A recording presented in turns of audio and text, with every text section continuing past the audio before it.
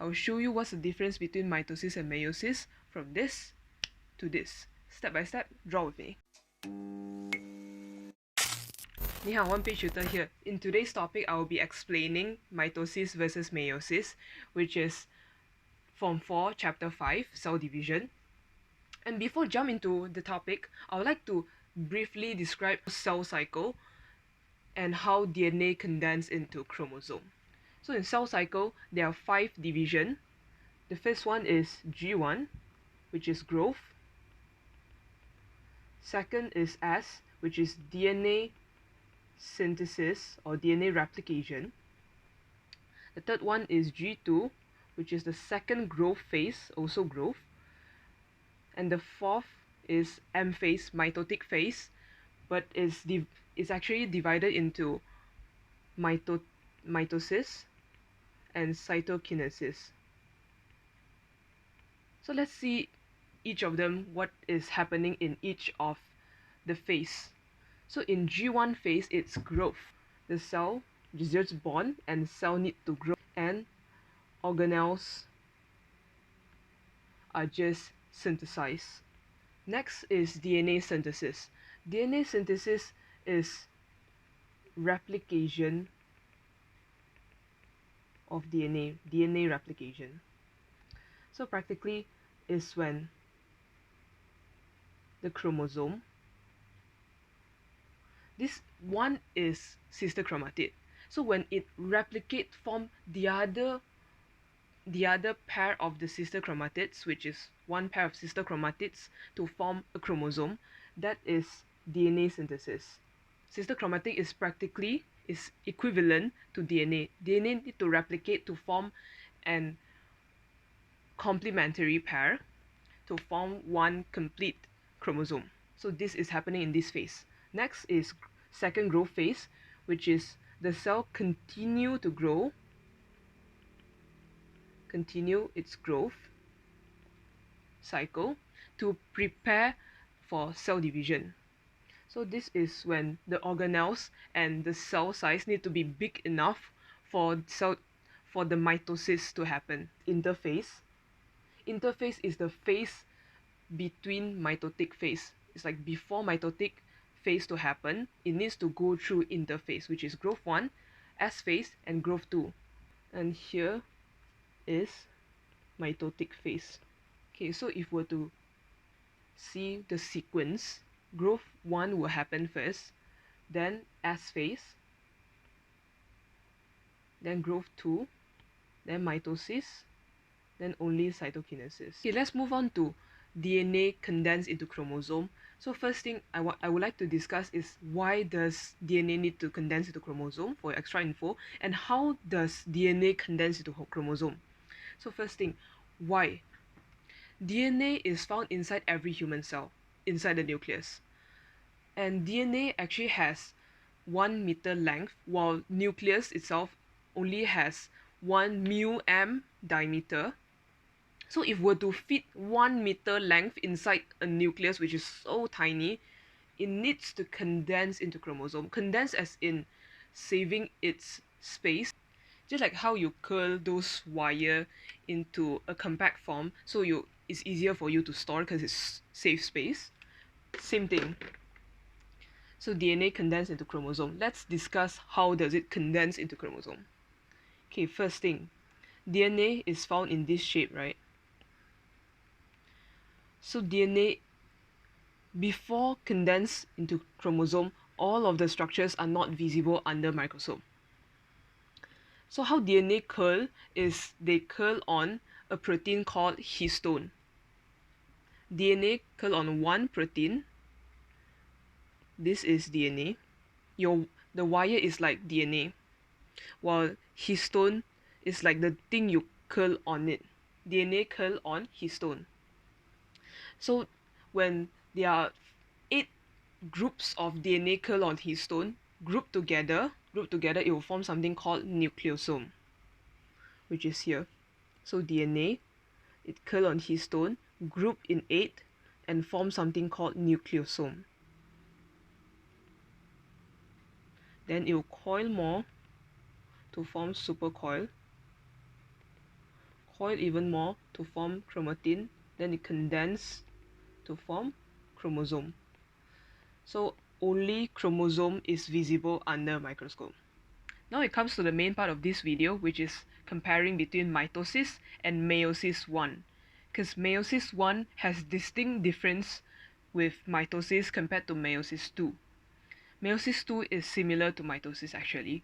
Okay, so let's see prophase and prophase I. Prophase is when chromosome in both mitosis and meiosis, prophase will be the chromosome condensed and condensed to become shorter and thicker, and the nucleolus and nuclear envelope started to disappear. Nucleolus I will not draw inside here, while nuclear envelope started to disappear. So if to show that those chromosome is found inside the nucleus and central is found outside the nucleus, so I would draw like a shaded line to separate both of them from the size which are big. One of them would be shaded, another from the small one would be shaded also,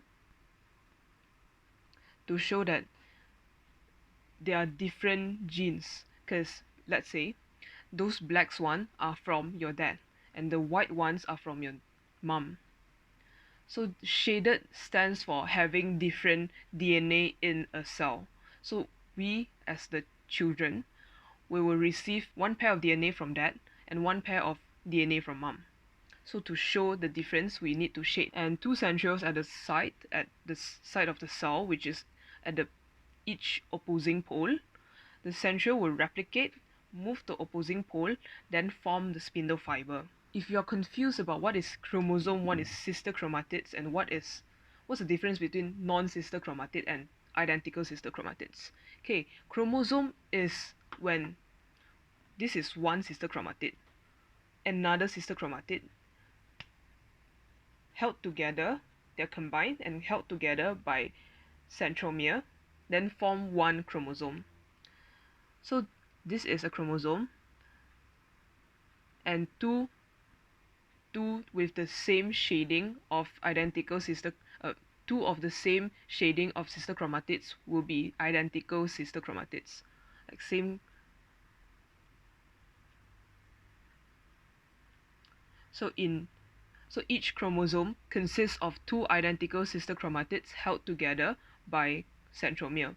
So two identical sister chromatids held together by centromere form one chromosome. So this whole thing is chromosome. Okay, I'll continue with the mitosis stage first, then only continue with the meiosis ones. Okay, in mitosis, the chromosomes are arranged singularly at metaphase plate. The metaphase plate, also known as equator, and after drawing all those chromosomes on the metaphase plate, you have to draw the spindle fiber connecting to the centromere. So next, anaphase. Anaphase is using the same arrangement as metaphase. So first thing, the spindle fiber shortens. So the chromosome will split into half. The centromere also split into two and pull the sister chromatids to opposing pole. So you have to draw that they are already split up, and the sister chromatids arrangement according to the previous stage, and shade them according to the metaphase arrangement, the size and shading. Okay, next is telophase. Telophase is when the segregated sister chromatids are divided into two nuclei. So in telophase, there will be two identical diploid nuclei form. Okay, what do I mean by identical and diploid? Identical is when there's no crossing over, because when you cross over, the chromosome will have different color in the same sister chromatid. So that is non-identical. While diploid, okay, how to use diagram to know, oh, this is diploid, that is haploid. Meiosis is haploid, mitosis is diploid. Because back then in secondary school, I just remembered that, oh, meiosis will mitosis will form diploid while meiosis will form haploid. Okay, by using diagram, diploid is when the nucleus will have one big shaded, one small shaded, one big unshaded, one small unshaded. As long as it is still the same amount of shaded and unshaded and the big small thing like the prophase, as long as all of them are still there, even though there's just one sister chromatid, because the sister chromatid can still go through S phase, which is replication of DNA, to form another site of sister chromatid and form back the chromosome. So as long as the amount is still the same as prophase, then this cell is called diploid, and the nucleus, the chromosome number, is still 2n, not n. N is only haploid, and that only occurs in meiosis. So in this phase, the spindle fiber would degenerate, which is disappear. So don't draw it. Nuclear envelope and nucleolus will reform. So cytokinesis is cytoplasm division to produce two daughter cells. So in animal cell, it will be exactly the same as previously, just you pinch the middle of the cell to form two separate cells. So the cleavage furrow forms at the metaphase plate between two opposing nuclei and separate them into two daughter cells. So the daughter cell produced in mitosis will be 2n chromosomal number, which is diploid, because they have the same number of chromosome and same genetic content with parent. Okay, let's see the plant cell. Plant cell will also be same number of chromosome, same genetic content with parents, but they don't form cleavage furrow. Plant cell form a cell plate, which is this dashed line. Cell plate form at the metaphase plate and extend. It will form like this, extend until two daughter cell is produced. Okay, now I will talk about meiosis. Let's see the prophase one first. So prophase 1, same thing, same as mitosis prophase. Chromosome condense becomes thicker and shorter. The nucleolus and nuclear envelope started to disappear. Centriole replicate and move to opposing pole of the cell. But in this stage, the homologous chromosome, previously all those chromosomes are arranged singly. They arrange by their own. But in meiosis, they will arrange side by side. So they are known as, they pair up through a process called synapsis. They pair up, and this is a compound called bivalent. Then they will have crossing over. Crossing over is the process. Crossing over at this place. That place is called chiasma. Chiasmata is plural, chiasma is singular. So they will cross over at chiasma to exchange genetic content, exchange DNA. This thing is homologous chromosome pair, while these two are non-identical sister chromatids. They are non-identical, as you can see from the shading. One is from dad's gene, and another one is from mom's gene. So they cross over to exchange genetic content, so it will produce a daughter cell which has genetically different from mom and dad. So you will born having mixing genes from both parents. Next is metaphase 1. Metaphase 1, the similarities is that the chromosome will still arrange on metaphase plate, but now they are arranged in pairs. Homologous chromosome pairs arranged at metaphase plates. Okay, now what's the difference between anaphase 1 and anaphase? Anaphase 1 pull the whole chromosome. They segregate the chromosome pair, while anaphase segregate the chromosome which pull the sister chromatid. Segregate chromosome, pull the sister chromatid. Anaphase 1 segregate the pair form which pull the chromosome. So this actually depends on the previous stage, which is metaphase. You see the metaphase plate. The plate will indicate, it will divide at which part. So it divide at the pair. So the two pairs will separate. But for metaphase in mitosis, it divides in the center of chromosome, which separates the chromosome into two sister chromatids. So in anaphase 1, you have to make sure that you shade at the correct position according to metaphase and have the correct arrangement also. The keywords is anaphase 1, the homologous chromosome pair segregate and pulled to opposing pole, not sister chromatid, okay? Then telophase 1 is same thing, spindle fiber degenerate, nuclear envelope and nucleolus reform, but now a cell contains two non-identical haploid nuclei. How to know that it's two non-identical? So you see, I know that it's non-identical because the shading is different already. So this proves that it's non-identical. And how I know it's haploid? Because there's only one big black, one big size shaded, and one small size unshaded. Compared to the one on the left, telophase, there's one big, one small shaded, and one big, one small unshaded.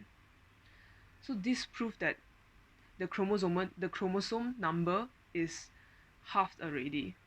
A very common objective question asking like at which state of meiosis will have half of the chromosome, started to have half of the chromosome, is at anaphase 1. Anaphase 1 is when the chromosome pair divided into two, so that at that moment onwards, the chromosome number is divided into half already. Okay, next, cytokinesis. So they are the same thing. For animal cell, use cleavage furrow, and plant cell use cell plate, just that the daughter cell form is N, not 2N, is N, which is haploid cell, have different and having different number of chromosome and different genetic content, different from parent cell. So now we have reached meiosis II. In prophase 2 is practically using what you divided in cytokinesis from the meiosis 1, just the chromosome will condense even further, shorter and thicker, become shorter and thicker. The nucleolus and nuclear envelope disappear again. Then the centriole will replicate, because what you got from cytokinesis is just one centriole. The centriole will replicate and move to opposing pole, and it forms spindle fiber. So in this case, there's no crossing over happening again. It will just be each chromosome consists of two non-identical sister chromatids held together by centromere. Next, metaphase 2. Metaphase 2, the same as metaphase happening in mitosis, which is chromosome arranged singularly and metaphase plate. Okay, in anaphase 2, how to know the spindle fiber is pulling which side of the sister chromatids? So you just see the metaphase plate, you split them into two, as you can see from the arrow here. So it will divide into two, then it will once the spindle fiber shortens, the non-sister chromatids will segregate and put to opposing pole. Telophase 2 and cytokinesis, same thing. Spindle fiber degenerate, nuclear envelope and nucleolus reform. Just that in meiosis 2, there are 4 genetically different haploid daughter cells are produced. There are 4 cells produced, while mitosis only have 2 cells produced, which are genetically identical and diploid.